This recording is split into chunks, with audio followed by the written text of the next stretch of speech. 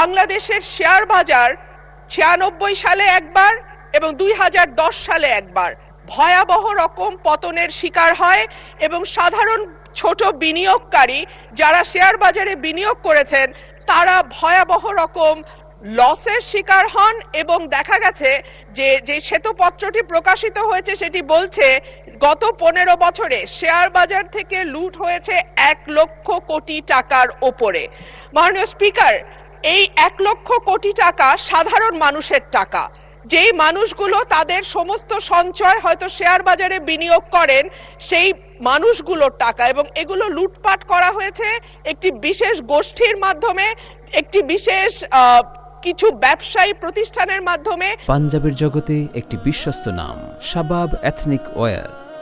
যাদেরকে কখনোই বিচারের আওতায় আনা হয় নাই। মাননীয় স্পিকার, আমি আশা করব যে বাংলাদেশের অর্থনীতি যেটি এখন নানান কারণে সমস্যার মুখে আছে, আমদানি রপ্তানির অবস্থা ভালো নয়, পুঁজিবাজারের উপর মানুষের আস্থা নাই, এই সার্বিক পরিস্থিতিতে আমি আশা করব যে মাননীয় অর্থমন্ত্রী বাংলাদেশের শেয়ার বাজার লুটপাটের সঙ্গে যারা জড়িত তাদেরকে যেমন জবাবদিহিতার আওতায় আনবেন,